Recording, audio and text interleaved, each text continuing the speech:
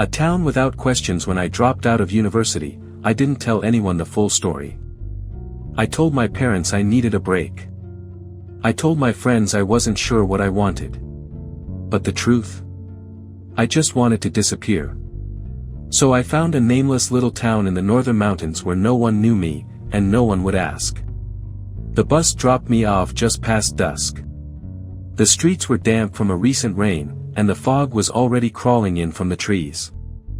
I found a cheap room in a rundown boarding house that looked like it hadn't been renovated since the 1970s.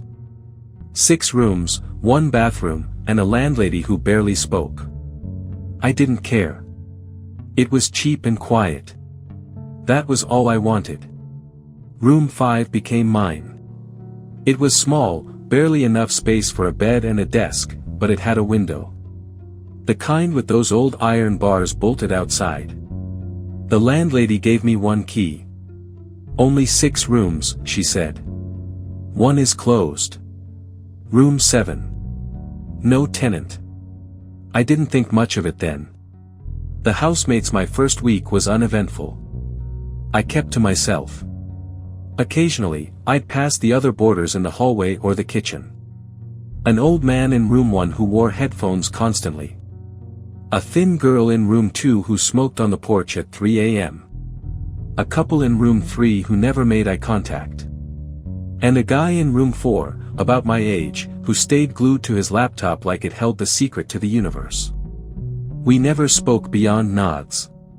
But one night, as I stood in the hallway brushing my teeth, the girl from room 2, her name was Lynn, leaned against the wall beside me. "You've heard it yet?" she asked. "Heard what?" "Room 7. I paused. "The landlady said it's empty." Lynn chuckled without humor. "Then who drags furniture across the floor at night?" Dragging sounds. I didn't want to believe her. But that night, I stayed up, sitting on my bed with the lights off. Around 2:43 a.m., I heard it, a low scraping noise, like wood against tile. It came from the far end of the hallway, near room 7. It stopped. Then came again. Closer. I stepped into the hallway. It was empty. Silent. The next morning, I asked the landlady about it. She didn't look up from her newspaper. "Room 7 is locked." "That doesn't mean it's empty," I said. She folded a page sharply. "Don't open what's closed." Inside the forbidden room it happened on a dare. The guy from room 4, his name was Tien, had overheard me talking to Lynn about the sounds. He was one of those people who needed to debunk everything. "We'll pick the lock," he said. "Just for 5 minutes." It was stupid. But I was bored. Lonely. Curious. The lock was old. It gave way easily. Room 7 was thick with dust. A single bed. A desk. A full-length mirror leaning against the far wall. But the strangest thing was the wardrobe. It stood in the corner, locked with a heavy chain. Tien tapped it with his knuckles. "You think there's a body in there?" I didn't answer. I was staring at the mirror. It showed the 2 of us, and something else. A blur. A shape. I blinked, and it was gone. Reflections. After that night, something shifted. My mirror back in room 5 began to feel wrong. Sometimes, my reflection lagged, just a beat behind. Other times, I saw a dark outline behind me, gone when I turned around. Lynn stopped smoking. She didn't leave her room. The old man in room 1 began locking his door at all hours. One night, the couple in room 3 moved out without saying goodbye. Tien pretended nothing was wrong. Until he found scratches on his laptop screen. Letters etched faintly into the glass, "Stay." What was left behind? I started researching. Asked around town. At a dusty library, an old article from 10 years ago, a student named Tao had gone missing from the boarding house. Room 7. No body ever found. Last seen standing in front of her mirror. The picture chilled me. I knew that face. I had seen her at university, once. She tried to talk to me. I ignored her. I was in a rush. Everyone's always in a rush. What if she hadn't disappeared? What if she was still there? The mirror TN was the first to leave. He packed up and left in the middle of the night. Lynn came to my room the next evening. "It's getting closer," she whispered. "The thing in the mirror." I saw it smile. I tried to be brave. I told her we should destroy the mirror. We went back to room 7. But the door was closed. Locked. A fresh chain across the knob. Lisa stepped back. Who locked it? We hadn't told the landlady. No one had. But someone, or something, knew. Stay that night, I couldn't sleep. The mirror in my room was pitch black. No reflection. I approached it slowly. My breath fogged the glass. And there it was, a shape behind me. Feminine. Hair falling over her face. I turned. Nothing. In the mirror, her hand touched my shoulder.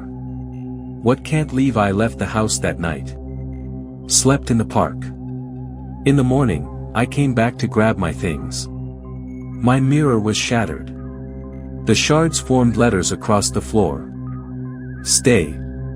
The landlady watched me from the hallway. She doesn't like being ignored, she said.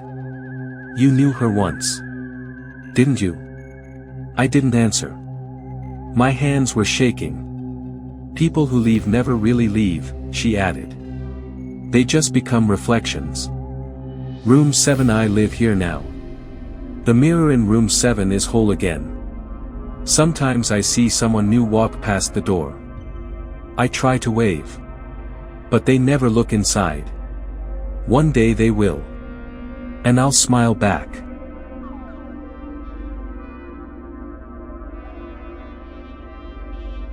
Rowan University came alive every April with Holly Bash, the biggest campus event of the year. For students, it was more than just a festival, it was a break from exams, a taste of summer, and one of the few times the whole student body felt united. Carnival rides spun under strings of lights, food trucks lined the path around Hollybush Green, and live music blared through speakers loud enough to drown out every worry. I was a sophomore then, a little wiser than my freshman self, but still bright-eyed enough to think I had a handle on the world. My friends and I had spent most of that Saturday at the festival. We gorged on funnel cakes, took slow-motion videos on the Ferris wheel, and lost our voices screaming when the surprise headliner turned out to be better than anyone had guessed. It was the kind of night you wanted to bottle. It was nearly 2 a.m. when I left my friend Zoe's dorm and headed back to Chestnut Hall alone. Glassboro, where Rowan is tucked away, isn't exactly a bustling city. It's the kind of suburban town that feels safe, sleepy and quiet after dark. That night, the campus pathways were still faintly lit by event lighting and lamp posts, and the air smelled like grass and fryer oil. I didn't think twice about walking alone. I'd done it dozens of times. What I didn't know, what no one told me until later, was that earlier that night, something strange had started happening. Around midnight, students began posting online about a group of masked people riding bikes around campus. There were rumors of banging on dorm doors, people being followed. Some said they'd seen 10 or more of them, all in black, all masked. I hadn't checked my phone. My notifications were off. If I'd known, maybe I wouldn't have walked back alone. The dorm's glass doors slid open with a familiar beep as I swiped my ID. Inside, the building was dead quiet. I crossed the lobby floor and headed toward the stairwell, passing the lounge as I always did. That's when I saw him. Sitting on the couch, facing the empty television, was a man wearing a black ski mask. Not the kind you wore during the pandemic, this one covered his entire head, with holes only for the eyes and mouth. He wasn't scrolling on his phone. He wasn't moving. He just sat there, motionless, like a mannequin someone had forgotten to store away. I stopped in my tracks. My brain took a moment to catch up. This wasn't a normal college scene. Something was off. I didn't have time to speak, or even breathe properly, before he suddenly stood. It was one clean, fast movement, like he'd been waiting for me. Without thinking, I turned and sprinted down the hallway. My shoes pounded the tile as I ducked into the closest bathroom, slammed the door, and locked it. The silence that followed was loud. I stood there, trying not to shake, pressing my back against the cold tile wall. I listened. Nothing. No footsteps. No voices. Just silence. 5 minutes passed. Maybe more. I finally gathered the courage to crack the door open and peek into the hallway. Empty. My heart still hammered in my chest, but I forced myself out. I told myself he must have left. That it was some weird prank. I just needed to get to my room and sleep. I took a different hallway toward the building's rear exit. It was quieter here, and I thought I'd be safer taking the long way around. But when I reached the second lounge near the back doors, my blood froze. He was still there. The same masked figure. The same couch. Only this time, his bike was leaning against the exit. A chair had been jammed between the door and the frame, wedging it partially shut. Like someone didn't want anyone leaving that way. He didn't speak. Didn't move. Just sat there, silent, watching. I reached for the pepper spray on my keychain. I didn't say anything, didn't want to escalate things. I just held it out in front of me as a warning. Still, he didn't move. It felt like a standoff. My feet moved on their own as I walked past him, never looking away, waiting for him to lunge or shout or grab. He didn't. I pushed the door open, shoved the chair aside, and stepped out into the night air. I didn't run. I didn't want to panic and trip. I kept walking toward Magnolia Hall, eyes forward, heart hammering. Then I heard it, the soft rumble of bike tires on pavement. More were coming. 3 masked figures rode up beside me. All in black. All silent. They didn't grab me. They didn't stop me. They just circled slowly like predators. One of them laughed, a low, muffled cackle from behind the mask.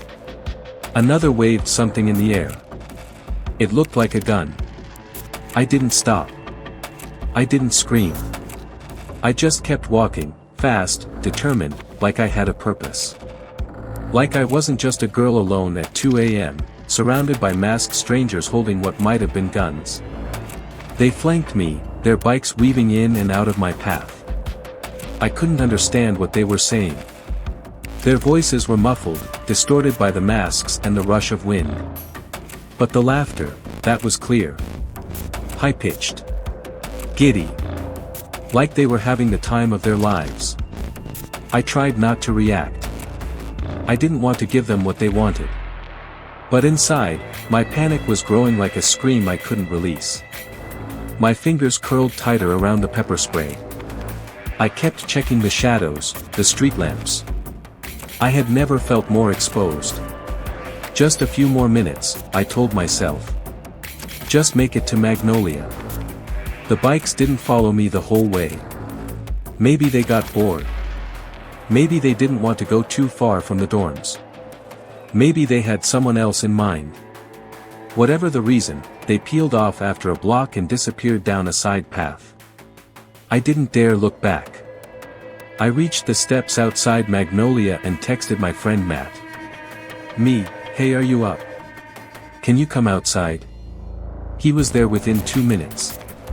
When I saw him step outside, hoodie pulled over his messy hair, confusion on his face, something inside me cracked.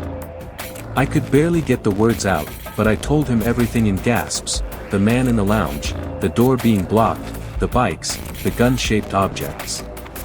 His expression shifted quickly from confusion to alarm. He walked me back to Chestnut Hall. Everything looked normal from the outside. Silent. Still. Too still. The bikers were gone. The masked guy in the lounge, gone too. Only the chair that had been jammed under the door remained, now lying on its side like it had been thrown there. I didn't want to go back inside, but Matt stayed with me. I didn't sleep that night. The next morning, I told my mom. I hadn't planned on it. I didn't want to scare her. But I couldn't keep it bottled up, and when I described it all to her, every strange detail, she grew quiet. Then she called campus safety herself. I wasn't the only one. That same day, texts started going around. A group chat lit up. Guys from a nearby dorm said they'd been harassed by masked people, too. One of them swore someone had pointed a gun at him. Another had been chased on his bike. One girl said they tried to follow her all the way into her building before the door locked behind her. It wasn't just a prank. It wasn't just locals trying to scare students, like some people were saying. Campus police started taking it seriously after that. They sent out an alert, vague and sterilized, about unidentified individuals acting suspiciously on or near campus, urging students not to walk alone after dark. But the damage was already done. I had always thought of my dorm as a safe place, home. Now I couldn't even walk through the hallway without checking every corner first. I started using side doors, taking the stairs instead of passing the lounges. My pepper spray was always in my hand at night. And I wasn't the only one. Everyone started locking their doors. People who used to walk alone now moved in pairs or not at all. The vibe on campus shifted. That week, the sun still shone, classes went on, but something had cracked under the surface. A couple of students said they recognized one of the masked guy's voices. They thought he might have been a townie, not a Rowan student. Some said they were part of a gang from another school, or even a TikTok stunt group. No one really knew. The videos people tried to take were shaky, blurry, and inconclusive. The scariest part was that no one was ever caught. Campus police increased patrols for a while. Then summer came. People went home. Things faded. But I never forgot. Summer came quickly after that. Finals, then farewells. Most of us packed up, scattered across the state or beyond. But for some of us, the ones who saw them, the masked ones, it wasn't something we could leave behind. Even now, months later, I still think about that night. About how close he was in the lounge, how I could feel the air shift when he moved. How the bike tires hummed against the pavement like some warning, or maybe a laugh. And sometimes I wonder, what if I hadn't had pepper spray? What if I had run? What if Matt hadn't answered my text? I was lucky. I know that. Others might not have been.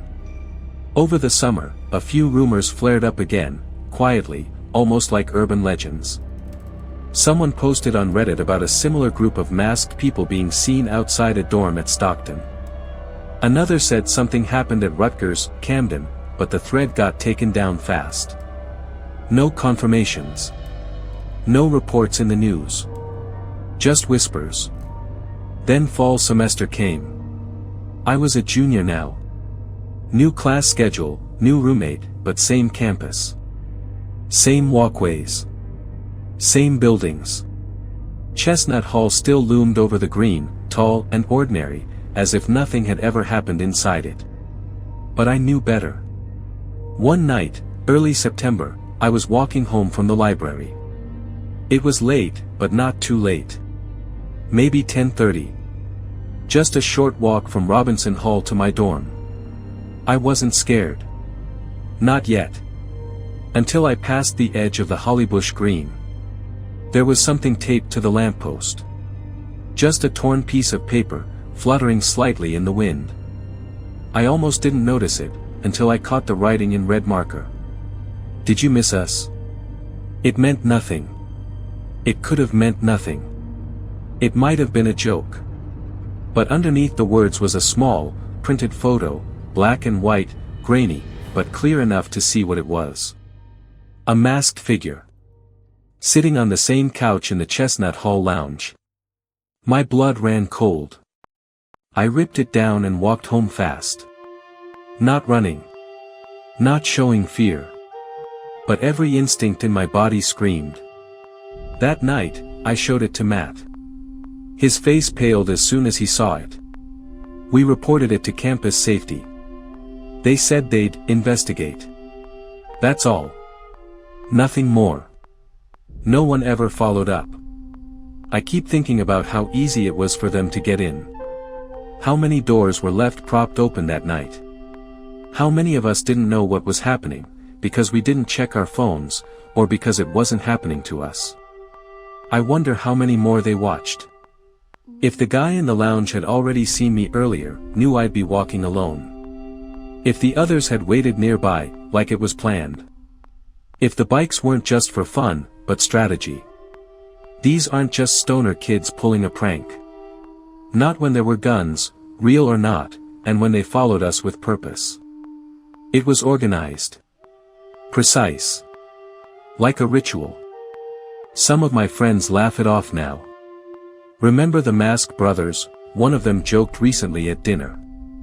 Creepy, but kinda iconic. They don't get it. Because they didn't see his eyes. The guy in the lounge. I did. For a moment, when I was close enough, I saw them behind the black knit fabric. They weren't drunk. Or wild. Or chaotic. They were calm. Intent. Focused. And something about that terrifies me more than anything else.